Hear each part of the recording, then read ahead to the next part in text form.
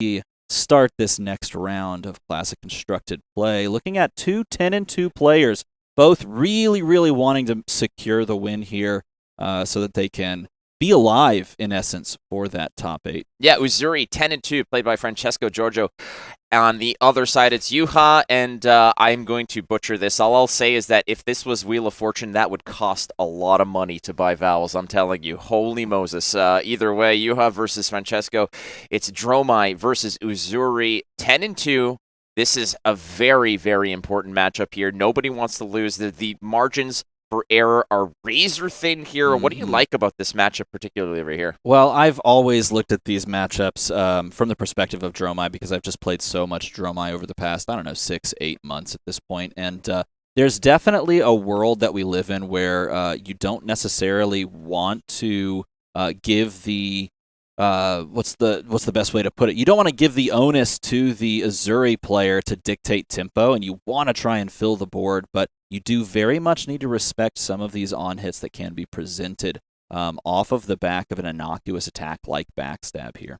Well, that's the opening salvo here. We're going to block it with it's a sweeping blow used to block, and I'm not sure if that's a blue or a red sweeping blow. Most likely a blue sweeping blow, but I can't quite make it out. Either way, if it's a blue, then you can kind of pin your opponent on the control Dromai list that does run more blues. If it's a red, it can still be kind of open here. So no attack reactions. Nonetheless, we're still going to go ahead and play a Oasis Respite, targeting, hey, why not? Let's forks and knives here. Why not? The Blue Raja's got all of his forks ready to go. So this tells us, and this is a great usage of your opening turn, and this is why you want to go second if you're Dromai. So we are playing out Oasis Respite, not for any value whatsoever except to make an Ash and also to play a red card so that we can then also use the Furnace to create another Ash. And we start our turn with a 4-card hand and 2 Ash on the board and possibly establish some, huge board of dragons, depending on the draw, of course. I think that's an important point to make over here is that a lot of the Dromai players that I speak to, I had lunch a couple days ago with Aaron Chance of Toronto, who's a very, very good Dromai player, and he was discussing the importance of building up the Ash economy early, where a lot of Dromai players will just burn through it very quickly. The early game is very critical in terms of just building up a pile of Ash, so you're never needing for it. You never have to make the decision. So we're starting here with an Uvia. Yeah, this is strange. We actually saw in the very first turn of the game 2 Uvias pitched, and this is the 3rd Uvia and the 2nd Oasis Respite in the deck, and we just started the game off, and that gives me a little bit of worry if I'm like, oh no, did I shuffle enough? Either way, the Time Snap Potion comes down and allows us to maybe pop that for later and allows us to do some really crazy stuff with Tome of Fiendal and Arsenal. The Uzuri list is going to probably pack a whole bunch of 6s in here. Mainly, you primarily want them for the Uzuri attack reaction ability, but ultimately, they're going to be able to pop dragons. Having the Time Snap Potion and being able to put it in on the board at an early state when the life totals are high, the threat is low. You can pop it on a turn where you really want to push damage. You play it to get an action point. That way, when something does get popped, you still have free reign to go ahead and start attacking. But meanwhile, the whole the kitchen drawer here, all of the cutlery is being thrown at Dromai. One of the Ash Wings is going to bite it, and here comes the E-Strike that is going to just shave down that Uvia straight out of the sky, crash and burn. Cards like E-Strike, they're such aggressive cards, but they're so good in terms of utility of saying, hey, I can go 5-go again to take out something like Miragai and then attack again, or you just go tall and take out one of those dragons that have one hell of a booty. Yeah, so here we have just a fantastically piloted turn based on the hand by Francesco by just removing the threats on the board, and we're going to see a lot of this back and forth board state control, which is in a lot of cases just the right thing to do.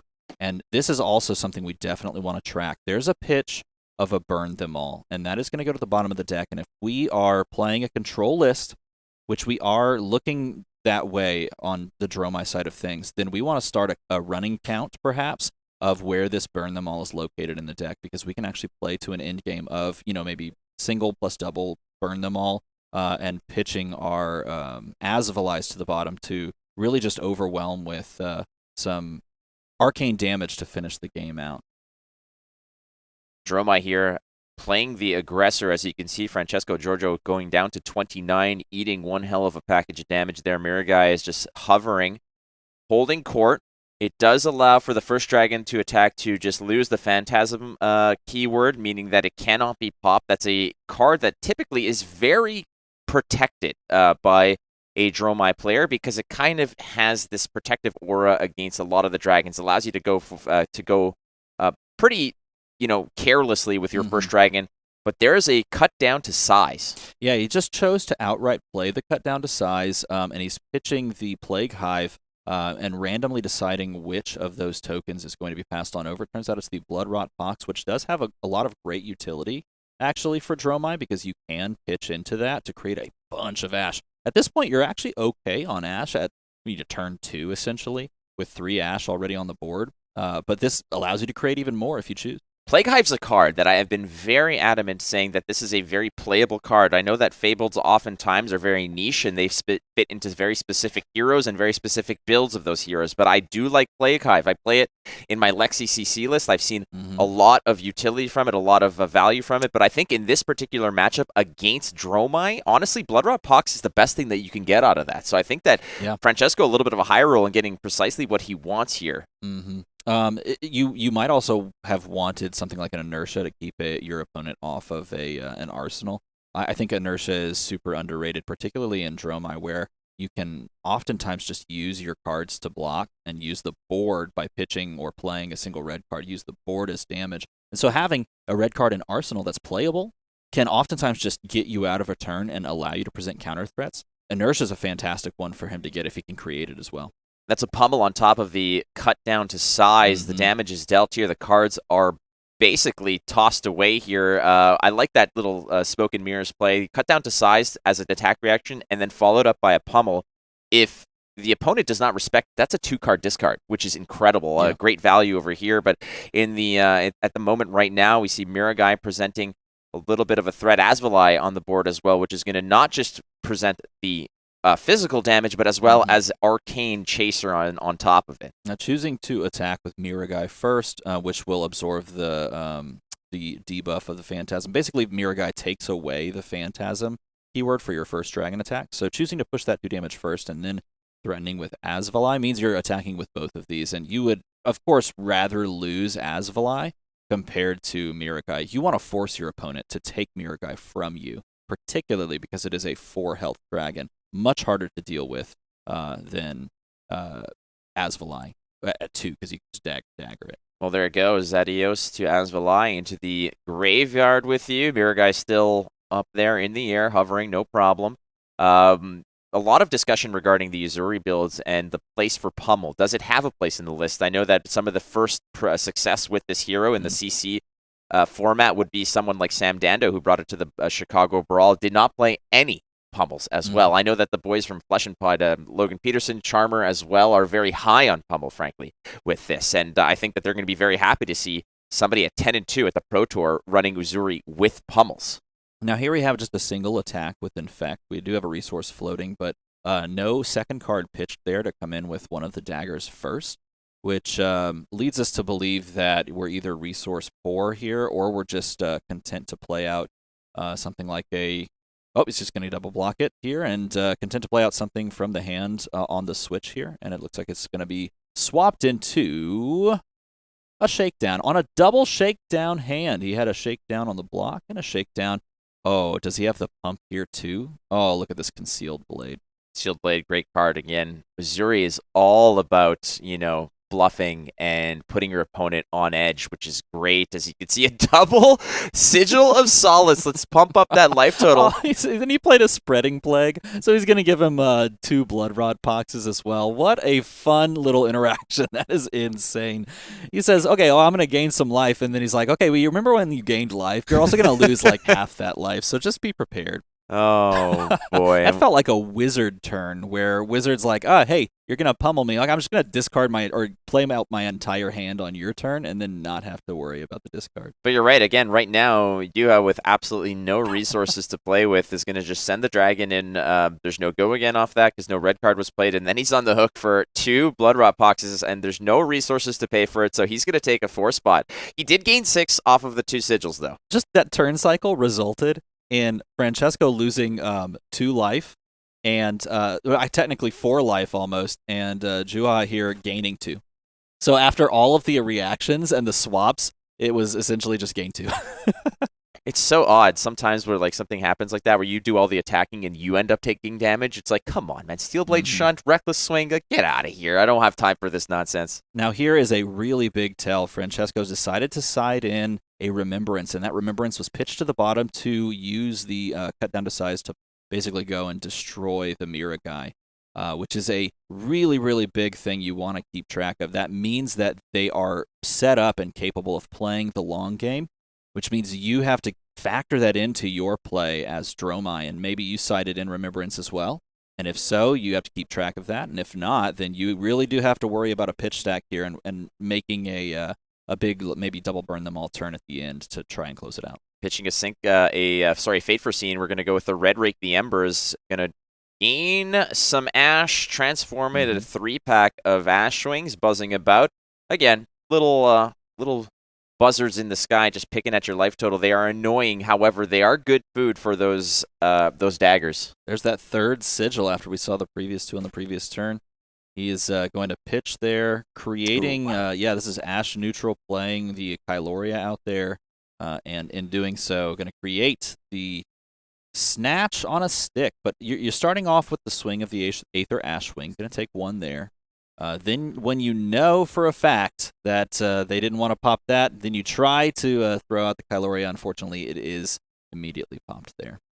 Kyloria with the Phantasm gets eaten up by a 6 attack block. It's another cut down to size here. Yuha is just, I think, content the fact that he's got 3 Ash Wings. It's back to Francesco here at 21 health. He's got a 10 deficit, but hey, why not? Let's go ahead and start cleaning up the skies. It's a little bit expensive, but sure, fine. This is how you want to do it. You want to go ahead and make sure that it doesn't become too overwhelming, especially with something as small and unassuming as Ash Wings. Those things can eventually just become a field of Kodachis. Now here's a great card that I'm so glad is seeing some play. Looking for a scrap red, able to go and grab that backstab from the graveyard, banish it, and basically give this attack 5 with go again. This is a fantastic card from the set, and I'm so glad someone's playing it because I really do think this has a lot of utility, particularly in Uzuri. In this format, because it just threatens without having to worry about that swap. You could even go this into a stealth attack and swap and just do some massive damage. This is what I love about this game and the fact that everybody comes in with their own little secret spice. We saw it at Pro Tour 2 in Lille when Matthew Falks brought something like Promise of Plenty, which kind of caught a few people off guard, but it was very effective. Perhaps looking for scrap, it might have the same kind of effect on the game and people's perception of it. Michael Hamilton did the same thing with Wounded Bulls, bringing certain cards up. But there is a Command and Conquer, timeless and true, a 6 attack, pitching 2 cards to make it happen, generating an Ash, over pitching strategically here to float. Representing that pummel that is absolutely could be in Arsenal, but not in the list probably, and definitely not in the Arsenal because I think he has an Ember Moss Centipede waiting for its time to shine there. All right, so we got a few pieces of equipment over here. Again, the Cop-Out, the Crown of Providence, copping out that card in Arsenal, rescuing it from the dangers of Command and Conquer. So not necessarily going to be punished card-wise, going to take a little damage here. Uzuri at 18. Yeah. And these matchups typically, Armada, I find that Dromai is the patience player, not necessarily the aggressor, but it seems that the tables have been turned. Yeah, at the very least, we have a nice big chunk of life lead. The question becomes, though, what can Francesco do to try and claw back into this? Do they start playing more defensively? Can you afford to play it defensively against a deck that can most certainly build up a board state, or do you need to keep the pressure on? There was last turn by Francesco a pitch of a Codex of Frailty that's very very close to the Remembrance, so you can more easily if you can get to the second cycle, make use of something like a Codex of Frailty to push extra damage, but you're at 18. You may not be able to get there. Leave no witnesses on the stack. You're giving Juha an opportunity to decide where this wants to go. I believe it's been resolved. I think it's just there, Juha deciding how he wants to approach this. Leave no witnesses is a dangerous card. Basically, if it hits, it's going to go ahead and take a card from the top of your deck, but more importantly, that arsenal is now under threat. So this is going to potentially take some nasty damage here, and the problem here, again, look at Juha, because typically this would just be like, all right, I'll give you a card, maybe I'll give you some equipment. We're not worried about it, but we know that Francesco, and Uzuri specifically, always has an ace up her sleeve to a degree, and there's always a surprise around the corner. Yeah, there's a possible follow-up to this, too, because you can actually pop Black Tech Whisperers on this. Going to block 6 here. But there's always reactions that you want to worry about. There's always possibilities that Uzuri can do, and you could certainly maybe try, Shred is one of those that you worry about, and this is putting that block down from 6 to 3, and we're taking the Tunic resource, and we're Razor Reflexing. So you don't even need to crack the boots, though. There's certainly some possibilities where you might consider it anyway, because you could buy them back for the extra block here, but this is some extra massive damage. Razor of Reflex, every now and then it appears, man. It used to be one of those great cards, but hey, why not? Oasis Respite's going to clean this up. Shred, Razor Reflex, why not? There's that Oasis Respite that we saw earlier. Yes, no, that was Oasis Respite in Arsenal, and that is going to change the tide of this turn completely, because this is now stymieing the attack, which is buffed to 7, but Oasis Respite is covering 7, even though that Shred did bring Command & Conquer's defense value down. This is going to cover it up completely, and that's a huge pivot. Oh, yeah, this was where Francesco really was hoping to actually get a lot of work done on this turn, maybe gained a little bit more momentum on his side, but Juha was able to completely stuff it in response with a Burn Them All, which, frankly, on his own, not too assuming, not too threatening, but it's the implications of what this means over time. Yes, and there's no Arcane Barrier, and there's no recourse here to stop Arcane Barrier, so you can certainly play to an arcane damage end game, wherein you just close the game out on the back of a Burn Them All that lasts for like 7 turns, because your deck is full of red cards, of course. Absolutely. And this wouldn't be as threatening if Francesco was at, let's say, 30 health or so, but he's already down to 17. So what Juha's trying to do here is just probably trying to get as much value out of Burn Them All, and even if it's just an Ashwing, even if it's just pick and choose, this might be a scenario where Juha might say, I'm going to get the work done on this Burn Them All, and then I'm just going to start over-defending. I'm going to let the arcane damage do the work for me. Well, so now, because that final Ashwing was cleared, you are going to, if you're Juha, you are going to have to find your dragons, and you're going to have to build up that board again, because you want to make use every turn of that Burn Them All trigger. And if you're skipping turns without a dragon, then you're going to run into an issue here. But we have the Pitch of the Infect into the Death Touch for 6.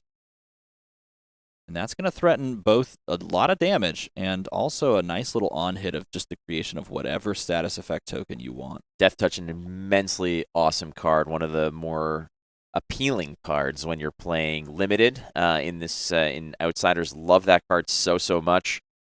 Great target also for something like the Codexes, Just jam that in Arsenal. Codex of Frailty loves to find a Death Touch. In this case, it's 6. It costs you 1. It was out of the Arsenal. It's also a good target for the old Uzuri switcheroo. But Death Touch right now threatening Juha. You had a very comfortable 30 health lead. The Burn Them All has 1 counter on it, and you know that that's going to do a lot of work.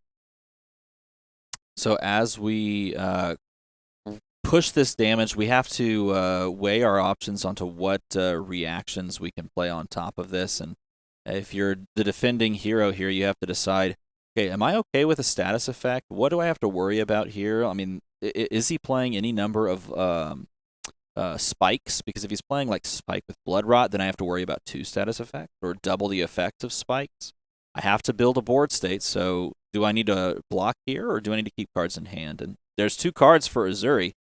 So this is a possible just Arsenal pass scenario, or attack react on top of this. Uzuri is such a greasy, hero in the sense that she's like she's like you're walking down the streets and she's like, playing 3-card Monty. She's like, look, it's easy. It's just the 2 attack. Don't worry. Slam your money down. We're good.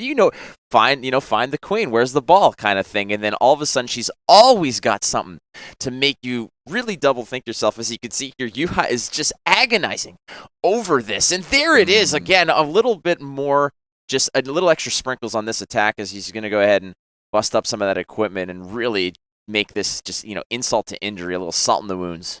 So black tech here being used to give the go again. Going to give him a blood rot off that first one. And let's see what's followed up here. Oh, and this is still so scary because Infect here, while in and of itself just deals 3 damage, if that other card is another 6 attack or just big powerful on hit, we could just swap it in and really start to grab a lot of the life lead and tempo in the game, depending on what that card could be. Deciding here, I think there's going to be a possible block scenario. Juha just agonized over the first block, and now he's like, oh, come on. Like, I just went through this, dude. So he's considering here. Looks like it's going to be a 3 block to start, wondering if that Uzuri card in hand. No, calls the bluff, and Francesco says, all right, you got me. I'm content with the arsenal here. It's now back to Juha, who only gave up 1 card. A nice chunk of life given up as well, and there is still that blood rot that he's going to be accountable for at the end of the turn. And in a deck like Dromai, blood rot is actually a pretty tall order because you're not running many blues to pay that tab. Gonna play his Mira guy out, a fantastic dragon here. Pitching a blue, so you're kind of ash negative on this one. You're going from 3 to 2 ash, so you just want to keep track of that and keep good control over your ash economy. But you're sitting on, 1 card left, and you could certainly swing the Mira guy here, feeling very comfortable not losing that dragon to any phantasm pops, but what is the other card that we could possibly play out? Because then it could be a turn extender if it's something strong here. Yeah, well, because the Mirror Guy costs 1, you pitch 3 for it. Typically, the other card, if it's a red, you can just pitch the red and go. I'm assuming it's another blue card, I would imagine. Maybe not. I mean, the other option here is you just pay for the Mirror Guy and then end your turn with something like Passing Mirage, but he might just be coveting the Passing Mirage for late game to pair it up with your Mage Master boots. Well, it turns out he had a double Passing Mirage turn, and so here's Passing Mirage down onto the board at the end of that turn, so this is going to cause a lot of threats going forward.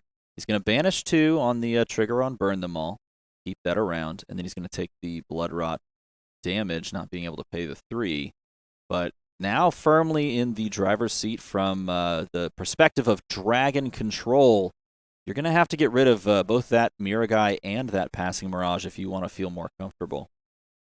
So many ways to get multiple action points here to sort of protect those action points as well, as there's a Time Snap Potion, Passing Mirage, Mira Guy. The Burn Them All is pretty much protected, untouchable more or less by Uzuri's side. We're going to start with the little poke here. Why not? Pitching a blue to go ahead and 1 go again. I believe that's going to face Juha, laughs it off and say, hey, let's do it again. This time with a different fork and knife or what? Yeah, we attacked with the Orbitoclast, which did, I believe, connect, which means that it's going to turn off. Well, it's basically going to debuff, I think is the best way to say it. It's going to debuff your non-attack blocks, and then the Nerve Scalpel comes across to stop reactions from blocking fully. And then we just use the Arsenal card to pop the Mira Guy, but still a Passing Mirage on the board for Juha. No dragons though, and you need a dragon to send for those Burn Them Alls to actually get some some of that damage through that arcane damage. Juha now has a few cards in hand, wondering how he wants to go ahead and proceed here. We saw him pitch Passing Mirage earlier. Maybe he just got gooned. Maybe he's got no other dragons in hand. It's completely possible, but that's unlikely for a Dromai list that just runs so many. Kyloria is what we've got seen. Now, the question is, like you mentioned, what is he pitching in order to create it? So another Ash neutral play, but 2 Ash, is that a cushion? Is that safe? DM Armada? No, it feels uncomfortable, particularly if you're running a dragon-heavy deck, especially when you run into a hand, which can be a little awkward of 2 1-cost dragons and a blue, because then in order to play that out, you're pitching the blue most likely, and you're using up all your ash, and at that point, you really have to find a way to get back all the ash that you've spent. So you can run into these really strange, clunky hands just off of the back of drawing too many blues or too many 1-cost dragons. And right now, I would feel a little uncomfortable with the number of ash, but it depends also on the 2 cards in hand, because Kyloria just in and of itself, with no Phantasm, feels fantastic. Saw what you did there. What? Fantastic. Phantasm. Okay, I like that. Listen, I just gave Completely you a unintended. freebie. That was unintentional offense right there. That's what that was. Yeah, He's no gonna problem. chuck these 2 cards under the bus. No flick knives. It says goodbye to that. In favor of not allowing the card draw on Kyloria, but taking the arcane damage, and that is a fantastic way to close a game out. The wonderful part about this here is that there's such, it's the same way that why something like the Akatsu just tears through dragons is because you do have the efficient way to go ahead and perhaps not just chew up the dragons with the actual attacks that have natural go again, but you can always end the chain with something like a cheap Kadachi to pop something like the Passing Mirage, right? So the same option exists here with Francesco with those daggers, but they are going to cost you a little bit more. At the moment here, blocking the Kyloria is a smart move because you don't want to opt to give an extra card draw from the Kyloria, but now there's the horde has started to grow, and there's a lot of high-value targets here. There's the protection of Miragai, the threat of Kyloria, as well as the Passing Mirage, which also can protect the dragons as well. What's the first order of business here, DM Armada? Well, I think depending on what your arsenal card is, you probably want to play out a turn similar to what you did previously, where you go like dagger or throw a 4-cost with go, or 4 attack with go again into the Miragai, and then maybe dagger the Passing Mirage. But you most definitely need to try and clear out some of this board. Maybe you can go dagger into Kyloria, and then send a 4 attack, hopefully something with go again, to go Miragai, and then maybe you can establish the board again. But this might be a good start here. It looks like he has a Looking for a Scrap, which is a 5 attack. If he's got the blue and the 1 attack, I should say, in the graveyard, then this is a great way to do that. It's going to be able to clear something like a Miragai. Looks like that's exactly what he's going for. And then he could maybe dagger the Kyloria, or throw an easy go again attack. So he used his Tunic to pay for this. It's going to be 5 go again. That's going to shred that Miragai out of the way. There are still problems on the board, though. Kyloria is just damage. It's card draw. It extends the turns. Looks like this is definitely the one you want to target out of the 2 of them, because now you're open to popping that Kyloria with a card from hand if it swings for you. That Passing Mirage is definitely the more dangerous threat. Juha at 20 versus Francesco is still sitting at 15. Burn Them All has existed for a few turns by now, has definitely put in a little bit of work. Juha hoping to continue to just summon dragons, awaken them, and allow them to do the dirty work, as Kyloria just saw his brethren Miragai eat it, and Francesco doing his best here to, again, present uncomfortable attacks. But he's on the receiving end. A second Burn the Ball now. This is quite good. This accelerates that plan. Again, no Arcane Barrier, DM Ramada. This can be dangerous for Francesco. And we've seen only 1 Asvali that's been dealt with, so there's another one lurking about. This is a great dragon to find as well. Oh, wow. He's going to play them both, and this is where things start to get really uncomfortable for Francesco. I was going to say, before these plays, these cards came down, that he can sort of rest his laurels on the fact that he's actually dealt with all 3 Miragais to this point. All of them have been dealt with. We saw a Passing Mirage pitched, but he's dealt with one of the other ones. And so he started to kind of stabilize and be able to play his own game plan. But unfortunately, now he's looking at 2 dragons, 2 Burn Them Alls, 2 triggers on, or 2 Yindarais, I should say, and 2 triggers on Burn Them All. And this could be very dangerous going forward.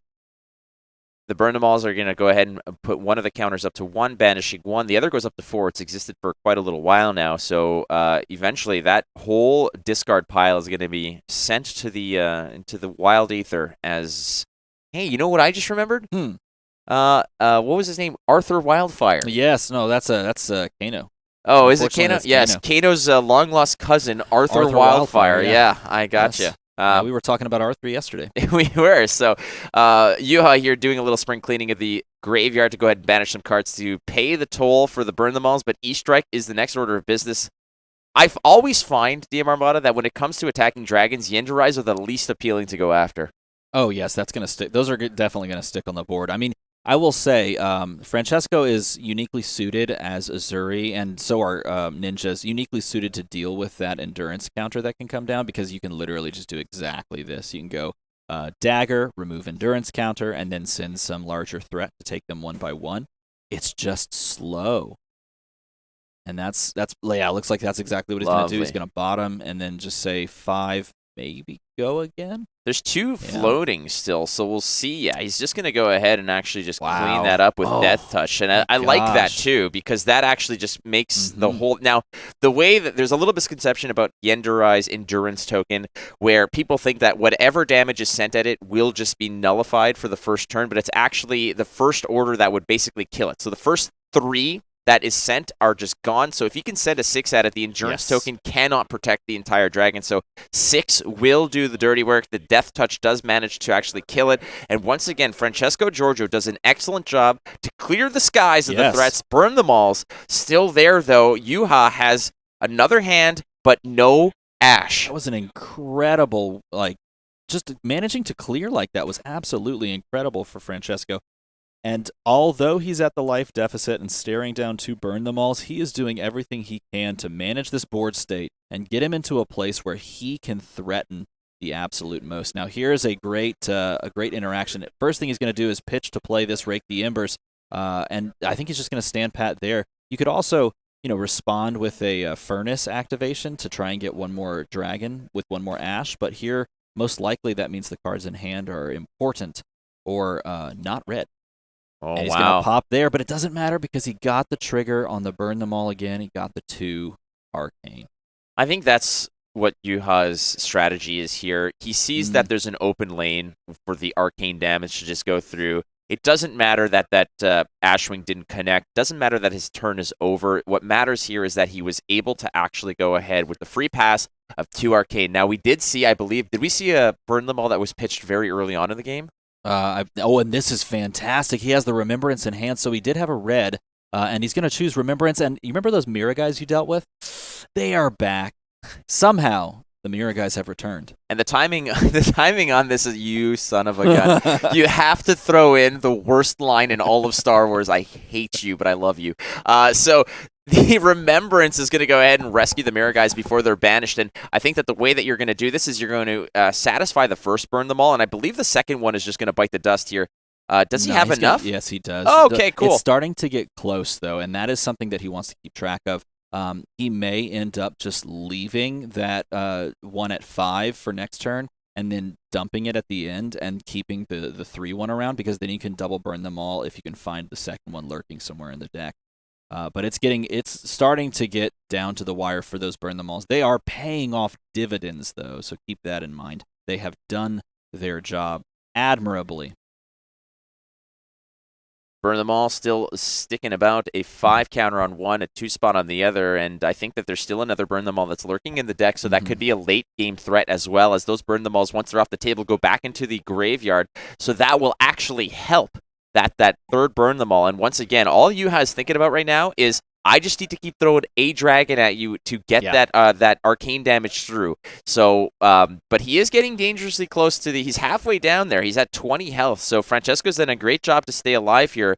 The dragons have been, they've come out to play, but Francesco has really put them down as soon as they've shown up. Very judicious and very controlled on clearing the board state at every turn. It feels like playing against the old school Prism kind of board states. He's going to swap in the sneak attack, which is actually pushing 7 damage here. And unfortunately for him, Juha can actually just choose to sand cover this away, or he could just be content to take the damage because he only has 1 Ash at this point. Well, that's the thing, right? If you sneak attack here, you're burning an Ash, and if you need that Ash to create a dragon to push more arcane damage, I think that's the way to go. The other option here is sneak attack does not have go again, so you could just go ahead, burn that Ash, which is opting to do here, to go ahead and crush that Ash, save the damage, keep his health total up. He still has that Ashwing. That Ashwing represents 2 arcane damage. Another free pass that would bring our Francesco down to 9. So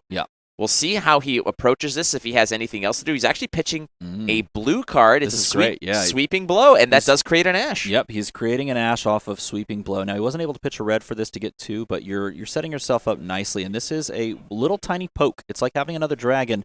It's a conventional attack that can't be dealt with easily, and it's putting your opponent 1 step closer to the clock. Now, I do want to point this out. We have only seen 1 Asvali so far from this deck, and if the other 2 are lurking towards the top, then this could be a quick closeout, because Asvali plus burn them all equals oftentimes a win when your opponent doesn't have a way to stop arcane damage. I'm taking notes here. Yeah, write that down. Plus It's simple math. Well, as it stands right now, again, like you said, a little tickle over here from the sweeping blow. The most important part here is the fact that there is an Ash generation. That one Ashwing is representing a bigger headache than Francesco is prepared to admit.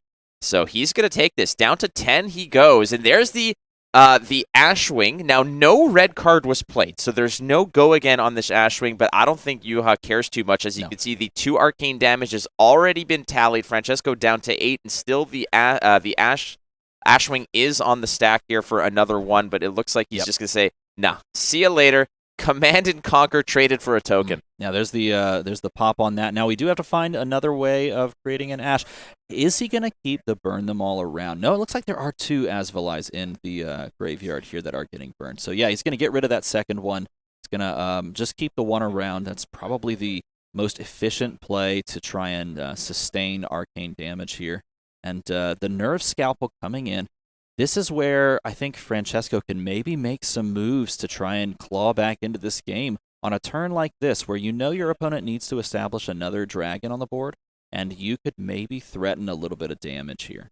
Juha looking through Francesco's discarded bag of tricks, wondering, hey, what else you got in that Barney bag, my friend? I don't know what else I am expecting.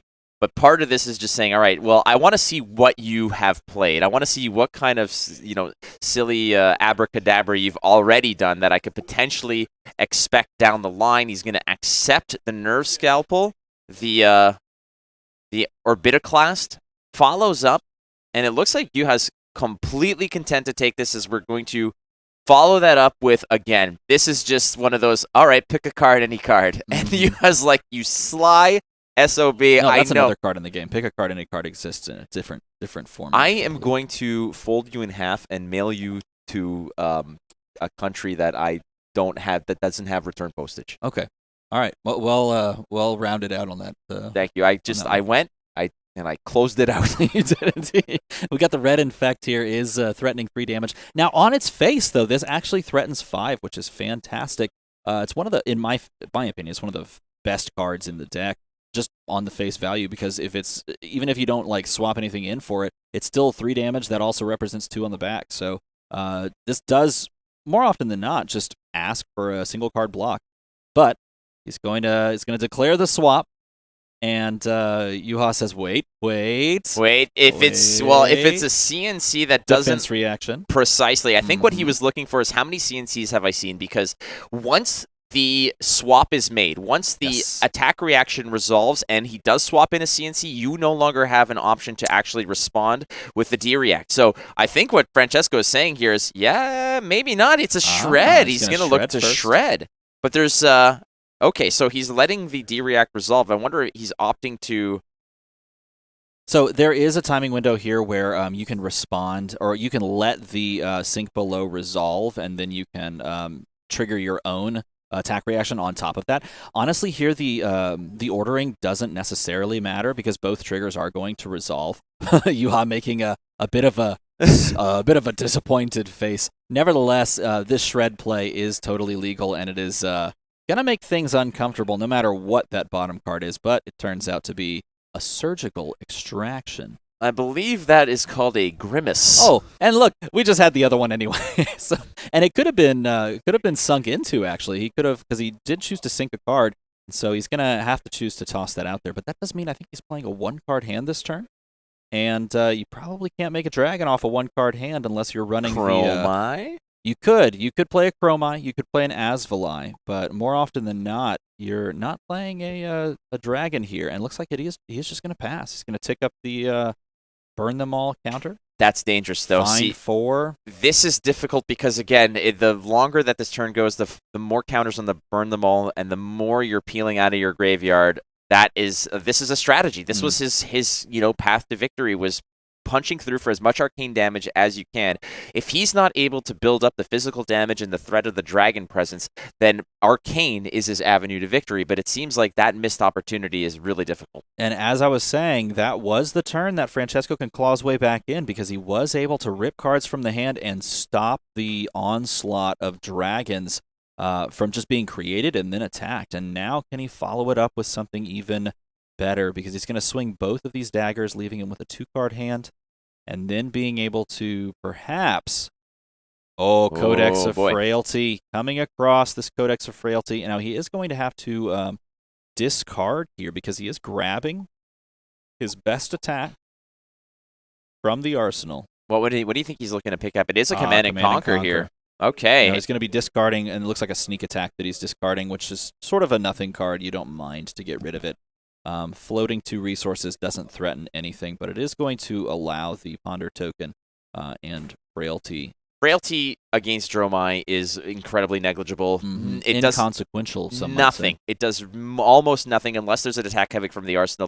It doesn't affect the allies or the dragons. There's no weapon that's being swung. So unless there's an attack coming out of the arsenal, that Frailty is just the formality, and it's just following the rules, ladies and gentlemen. But more importantly, it's the fact that it had allowed Francesco to have access to another Command and Conquer and that Ponder token, which will give him the option to decide what card he wants to put in arsenal at the end of this turn. And I love how Juha's been so careful to not block with equipment to try and deal with threats from hand, because on a turn like this where you really do want to swing the tempo back in your favor, you can do something like this. Chuck your equipment in front of it, play Oasis Respite. You know there's no pummel possible. There's no cards face. Everything was face up, and you keep your arsenal. And I wonder if that's a Tome of Fiendal. Maybe he can pop his Mage Master boots, gain some life, draw some cards, do some things. Juha, very, very carefully figuring out. There's the other Mirror Guy. Now, this is the same Mirror Guy we saw earlier. This is the same Mirror Guy. Mirror Guy number 4. Yeah, this is Jonathan the Dragon, a.k.a. Mirror of the Mirror Guy clan. Mm-hmm. So not Jeremy. This is not Jeremy the Dragon. No. Jeremy the Dragon is one of the Ashwings. We have not seen Jeremy in a while. It hasn't. But Jonathan, a.k.a. Mirror Guy of the Mirror Guy tribe. There's Jennifer as well, also a Mirror Guy. He's given him a pummel. There's another pummel. So we actually did have more than one pummel in the deck. And he's finally going to say goodbye to that second Burn Them All, which means there's one left, most likely, floating around somewhere. Some people actually run only 2 Burn Them Alls. So if he's on 2 Burn Them Alls, then he can't play to an arcane damage out anymore. Francesco must be breathing a sigh of relief. Those Burn Them Alls that were really, really dangerous for so long, that has really done a lot of the heavy lifting against his life total is now gone. So it's up to him now. What a great response on Mirror Guy number 4. Francesco, an absolute masterclass of managing the board here. Playing out the large 4 attack to just clean it right up, not choosing to do the banish, just literally choosing to clear things out and move on. At what point do you feel that Time Snap Potion is going to become relevant? Does he need a bigger dragon presence for that? And not only that, Ghostly Touch is not irrelevant. It could potentially catch Francesco at a position where he doesn't have a way to pop it. Right, usually, this is a great, let's see. Oh, there it is, a sweeping blow. So that's going to make him go up to 4 Ash, and that's huge for him. No, Time Snap Potion loves to be paired alongside of Passing Mirage and Ghostly Touch, or alongside of Mage Master Boots, Tome of Fiendal, or Mage Master Boots, Passing Mirage. Those are the kinds of plays that you have that there for. Unfortunately, we've already burned through 2 of our Passing Mirages. I think there's only 1 floating left in the deck, and we want to pair that up nicely on a turn where we've also created dragons, and this is a solid little block here. Yeah, Chromai late game met up by the clone. Oh, man, the cloning vats are going crazy over here. Absolutely. Beautiful, beautiful, and 500,000 more on the way. Why not? There's a Chromai into Chromai, each of which are creating action points. It looks like Francesco got caught without any poppers here. As you can see, that die on the Dromai of Juha's Dromai is representing his action points. So he's got them to spare. He's got action points falling out of his pockets. Yes, he does, but he's choosing to arsenal and pass, depending on what that card is. We could see a closeout on this turn. But again, just another really good clear, just using everything he has available to him to try and keep things off that board. And if he can just keep grinding out dragons, eventually you're just going to get there as Francesco. I've been in Francesco's shoes where it's just dragon after dragon after dragon. You were there. I played against you. Where you're basically trying to continuously Zamboni the entire board and wipe it all out. But what a 1-2 punch here. Miragai into Kyloria. Red pitch, 2 red cards played. They got go again, opening up with the Kyloria that does not have Phantasm protected by Jennifer, the Miragai. Oh, there you go. I like that, Jennifer. Yeah, this is Miragai number 5. If you've been keeping track at home, keeping tally with your crayons and your pen and paper. Unless you're not a Levia player, and then maybe you're just using a pen. I'm not sure. It's cooler to use crayons. My record of killing Miragais as an Oldhim is 8. I have killed 8 Miragais. That sounds about right, with the double remembrance usually being played. Yes, you have to give this 2 cards. You can't afford to let a card be drawn here because you just don't have the resources and the life total to spare. And here, 2 damage on the Miragai. Oh, wow. Across, and he's going to take it because he wants to play a 2-card hand and try to deal with this board. You have to. Unfortunately, there's an option here perhaps where you just pitch to go. You might want to go something like dagger into dagger to kill the Kyloria, but the bigger threat at this moment is Miragai, and I think Francesco's saying, all right, I'm going to take care of the protective aspect of the board state, which is the Miragai, and I might be able to pop this Kyloria if you just don't have something to protect it. But hey, sweeping blow's a nasty one. That is, I think that's a red sweeping blow again. Casual lethal. Casual lethal says, I will take that 1-card block and move right along with our life. What do we follow this up with? We have seen things like Embermoth Cinnapai in the deck. I wonder if there's one of those possibly floating around to threaten some extra damage. But nope, it's going to be an Uvia that we pitched way back on the first turn of the game. And this is a great closeout card as well, because when it enters the arena, you can create an Ashwing, and every turn from now until it dies, and that's just going to do it. Crushing it with the closeout there. I will say this, Francesco did a fantastic job throughout trying to close the gap and